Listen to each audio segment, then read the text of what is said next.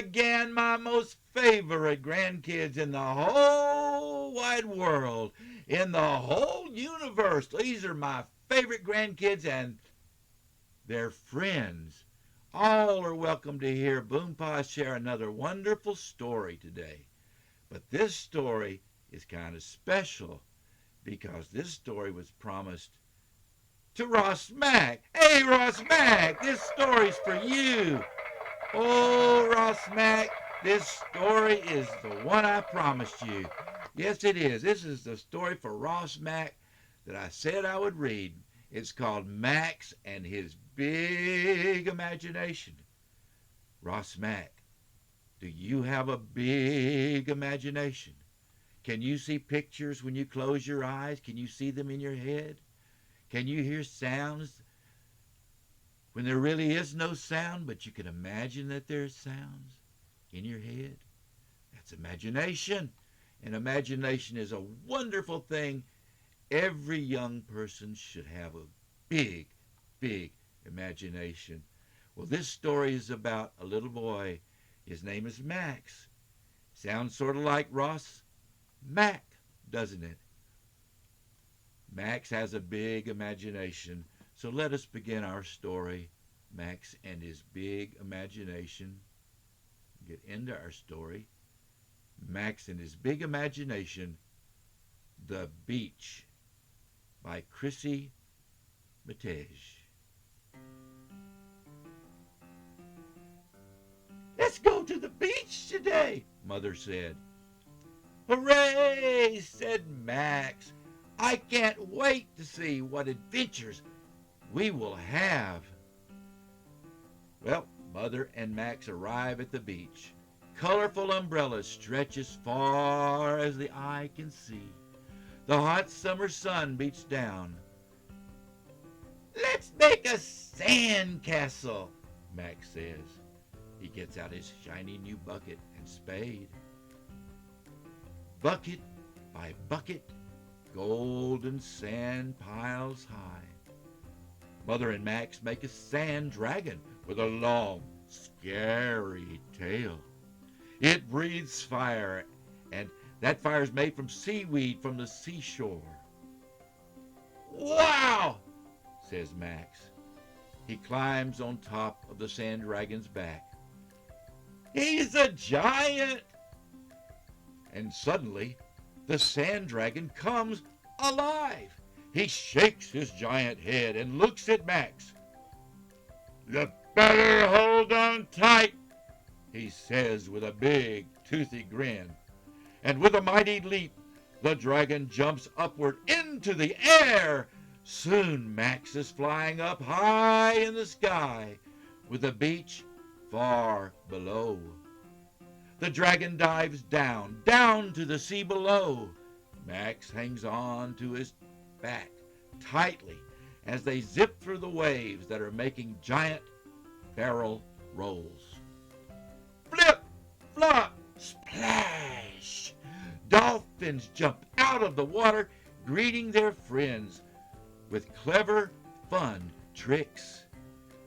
A huge tail pops out of the sea. A whale wants to play too. His blowhole spurts water high into the air. All of a sudden, an enormous wave races toward them. It hits Max and the dragon, and Max takes a gasp. And then Max opens his eyes as he hits the sand. He has fallen off the sand dragon's back. Mother looks at Max and smiles. It's time to go, she says. Did you have fun on your sand adventure? Oh, yes, Max replies. The sand dragon was wonderful. Next time I want to make a sand whale, too. Leaving the beach, Max looked back at the sea once more. A whale flips his tail to say, goodbye! Max smiles and waves. See you next time, he says. The end. Oh, what a wonderful thing it is to have an imagination, isn't it, Ross Mack? Oh, Ross Mack! Yeah, this story's for Ross Mack. But Mack, Ross Mack, there's a bonus to this story. Ross Mack, I'm going to tell you another story about Max. And this time it's about Max and his big imagination. This is for Ross Mack. Oh, here we go with the number two story, only for Ross Mack. Ross Mack, this story is about the jungle and it's called The Safari.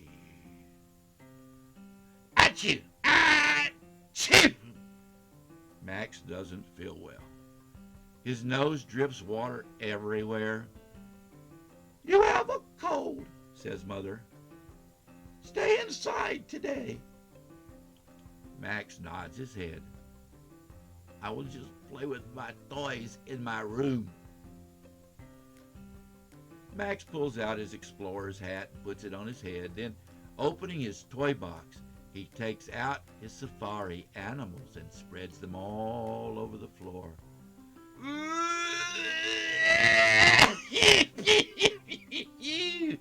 Mac's sneeze sounds like an elephant. Suddenly, Max is in Africa. He is on a real safari. In front of him, a herd of elephants drink from a watering hole. The biggest elephant raises his wrinkly gray trunk at Max and smiles. Would you like a ride? He asks. Yes, please, said Max. His heart beats fast with excitement. The elephant coils his enormous trunk around Max's stomach. Then he lifts Max high into the air and down onto his back. Max looks around wide-eyed. He sees wildlife everywhere, giraffes, antelopes, zebras, and lions. A giraffe stretches her long neck far up into a tree. Munch, munch, crunch. Oh, Max laughs as he watches the giraffe enjoy her meal. All of a sudden, Max hears a thunderous sound. The ground begins to shake. What is happening? Says Max. The elephants don't know. They huddle together while the ground shakes and rumbles and grumbles. Hold on, says the elephant. It's the buffalo. Coming over the horizon, a herd of buffalo thunders past Max and the elephants.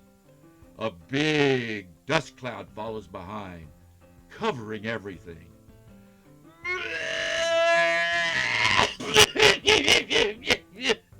Max sneezes again, and when he opens his eyes, he is back in his room, wearing his explorer's hat. That was a loud sneeze, Max, says Mother. She tussles his hair and smiles. Yes, said Max, but not as loud as a herd of buffalo. Well, Max looks down at his toys. An elephant raises his trunk to wave goodbye. Max waves back. He can hardly wait for his next adventure. And with that, we have the end. Well, that was a wonderful story for you, Ross Mack. I sure hope you enjoyed it. But today is special because I told you I would dedicate this story to you, Ross Mack. So, Ross Mack, how about another story for Ross Mack? Oh, yeah, Ross Mack, Ross Mack. We love Ross Mack. We love Ross Mack. Yes, and he's going to get another story. Oh, my goodness, look at this one, Ross Mack. This is about Max and his big imagination in the sand pit. The sand pit. On a beautiful sunny day, Max and Mother are outside having a picnic. Mother is relaxing and reading a book while Max is playing in his sandpit. Brum, brum, Max yells as he operates his big digger through the sand. Here, Max, Mother says as she hands him his construction helmet. Happy digging. Thanks, Mother, Max says as he puts on the hat. Suddenly, Max is driving a real digger in a giant quarry. He notices trucks moving around piles of stones and dirt. Max lurches his digger forward. There is a big boulder in front of a high cliff that needs to move.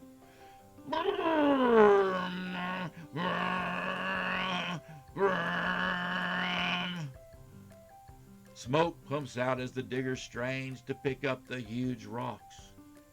Its large tires turn slowly, and eventually the boulder moves aside. Wow! Says Max as he looks what was behind the boulder. Embedded into the cliff is a huge skeleton of a Tyrannosaurus Rex. Whoa! The cliff starts to rumble and shake. Max watches the rocks stream down, and suddenly the dinosaur's head detaches from the cliff. Hello, Max, the dinosaur says. Thank you for moving that boulder. It's been in my way for a long time. Max, will you help some of my friends? Sure, Max says excitedly. Max zooms his digger around the quarry, helping to release more of the dinosaur skeletons. And soon, he's surrounded by a stegosaurus, a brachiosaurus, and a triceratops. Thank you, Max, for setting us free, they say. Max smiles, and then he looks up at the sky. Dark clouds loom overhead, and the sky is open with rain. And Max suddenly finds himself back in his sand pit with raindrops coming down. Come on, Max, Mother says as she gathers up her things. We better get inside. Max reaches for his digger and sees a huge hole with a little toy dinosaur at the bottom.